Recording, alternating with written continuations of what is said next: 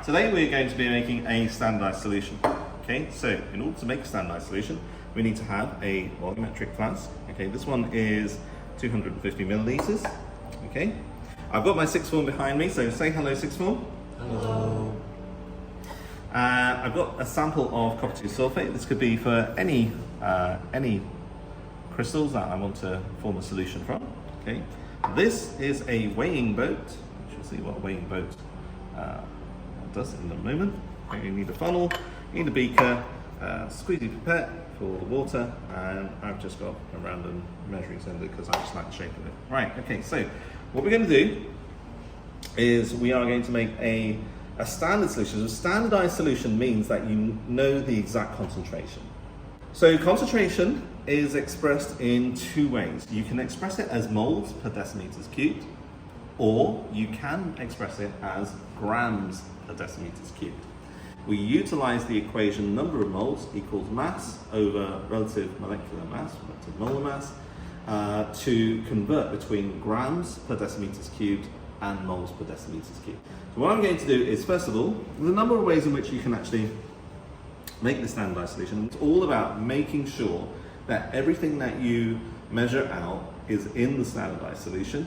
That's the first thing. And then the second level is making sure that you are not adding too much liquid, otherwise your standardized solution is going to have a lower concentration than you would be expecting. Okay, this is our friend. This is a very, very sensitive, very expensive balance.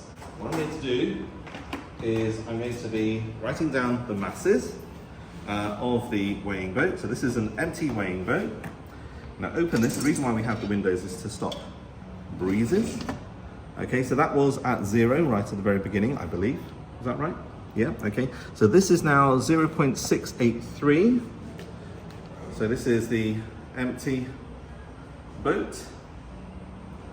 Grams, 0.6, what is it, 83? Okay, here we go.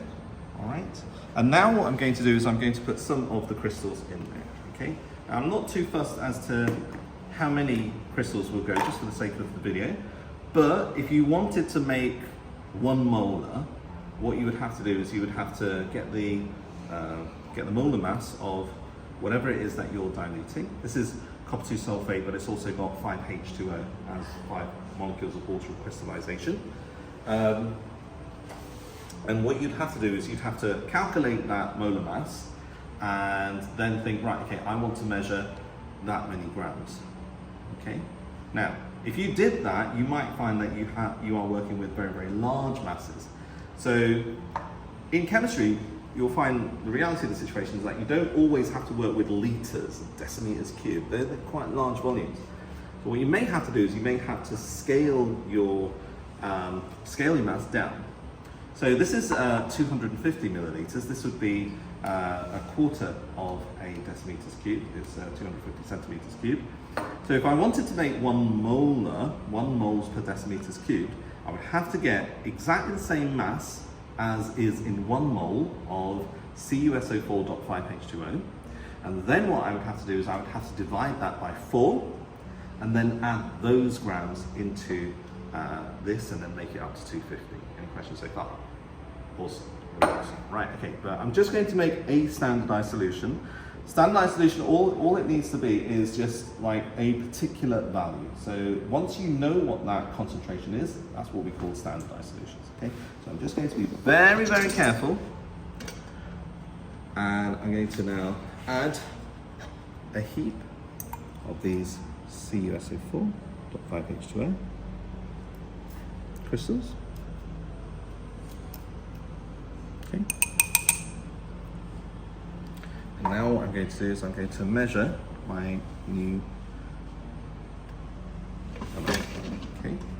Okay, so that is now 0.922. I'll just write that down. 922.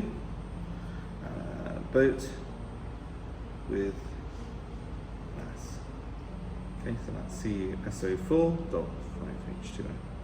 Okay. So now what I'm going to do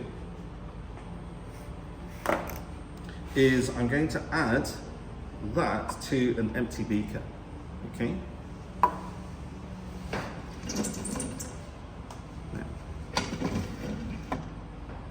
we could just add it like that and carry on, okay?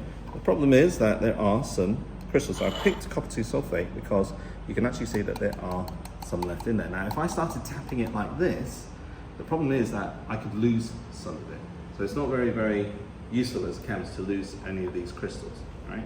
I can also prove that there is indeed some left behind in the boat, because if I reweigh the boat, you can actually see that it is 0.684, and 0.684 is greater than my first measurement, 0.683. So an alternative way is not to shake it in there, but another alternative way is to use a little bit of distilled water and to rinse your weighing boat in, okay? So sometimes you get a question on A-level papers where they say, how do you know that all of the substance has moved across? And you would just use the reweighing method, okay? So now I flush this with plenty of distilled water, and I'm going to give it a bit of a stir.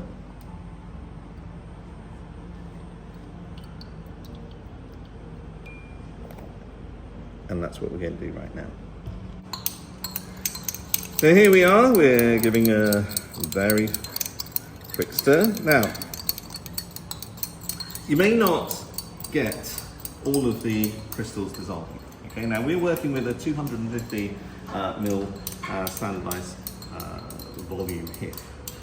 So we have enough to play with. This beaker contains maybe around about 100 milliliters. So I can add a little more just to try and secure the dilution, okay? The aim is to get every single part of the copper 2 sulfate into my volumetric glass. I have to do everything that I can as a chemist to get it all in. And I have to also assume that any drops on anything contains these ions, okay? So we have to try and minimize the losses, okay? If we're making a standardized solution, we will probably have to follow this up with a titration. So it's really, really important for us to make sure that we've got a good standardized solution, and one that is reliable. I'm just rinsing the inside of this, just in case there's something left over from a previous one. But I don't want to alter the concentration. It's nothing to do with residues. I don't want to alter the concentration. Now what I want to do is I want to pour this in, but I have to be very careful with what I'm doing with my glass rod. Okay. Now, a nice technique to ensure everything goes into the funnel and nothing splashes out is to actually run the glass rod. So a couple of you can't see it, I'll just give you a chance to see it. So just stand up and have a look at this technique. Okay. So if you're a little bit nervous, just run the glass rod along the edge where the lip of the beaker is. Okay. Now at this stage, if your solution isn't going into the volumetric glass, it's because you've got a pressure difference, okay? So, there we go. I'm just running that droplet. I'll come back to this one in a second, but every single droplet here. So if it's starting to fill up the funnel, what you just need to do is you just need to lift it like that and equilibrate the pressure differences. It's atmospheric air and it's just pressure differences there. Okay, so now what I can do is I can fire it downwards so it's not splashing anywhere. Okay, so let it spiral through. Okay, and what you've effectively got to do is you've got to cleanse the glass rod. Okay, right, that is now just distilled water for all intents and purposes on here. Okay, right, just run it just along the side. Okay, and now what you do, I put that there because I know that that's been, this is clean, that's clean. And now what I need to do is I need to run distilled water, got that? Okay, and distilled water all the way around, okay?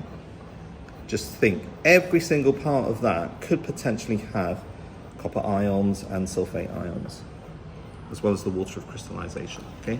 You got a little bit to play about with, okay? You can't go over 250, so you're just rinsing it. Now, for all intents and purposes for A-level chemistry, this is good enough as a stage. Okay.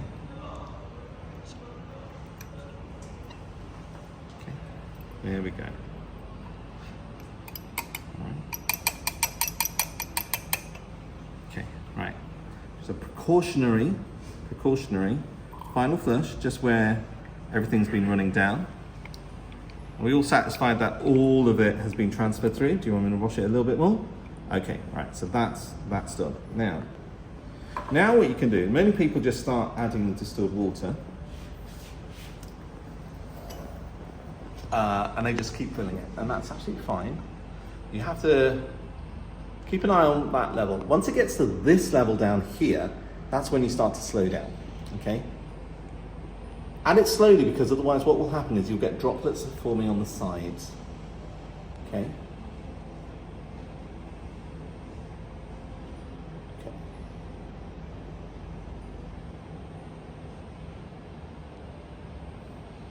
Okay. Just be very, very careful with your distilled water.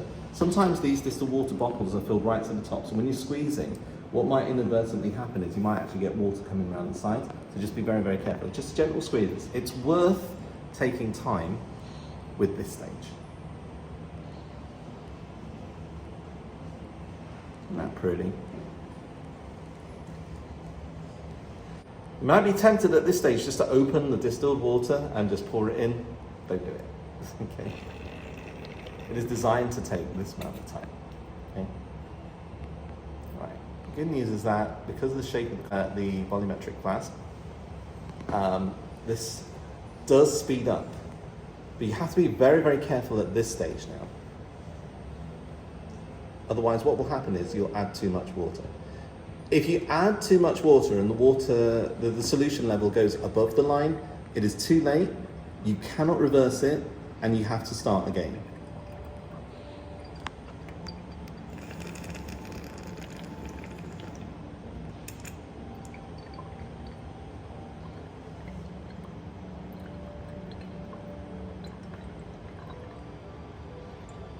Right, at that stage, that's as much water as I want to add without reverting to something with a little more control.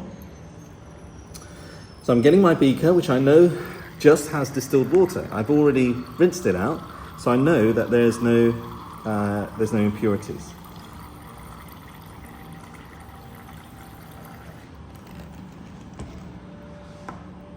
So.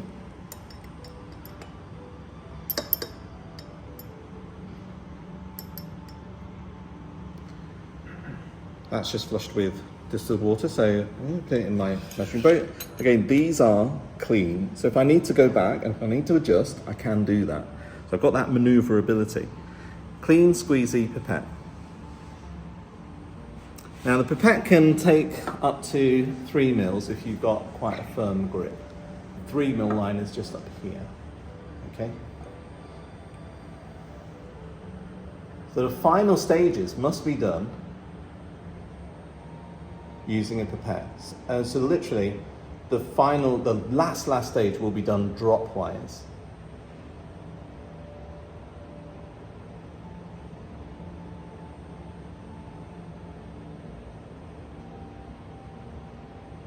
Right, so we're approaching the line, and the rules that we follow with menisci are that it has to be at the bottom of the smile. So that line has to hit the bottom of the meniscus. So we got a good focus on this one. Okay. So at this stage, don't just like let it trickle in. It's drop-wise. Okay. What do you reckon, Armin? You got the best reduction of parallax error there. Okay.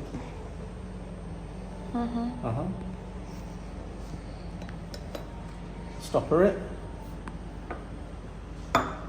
And you're then able to shake it, but the first thing I would do is I would label it.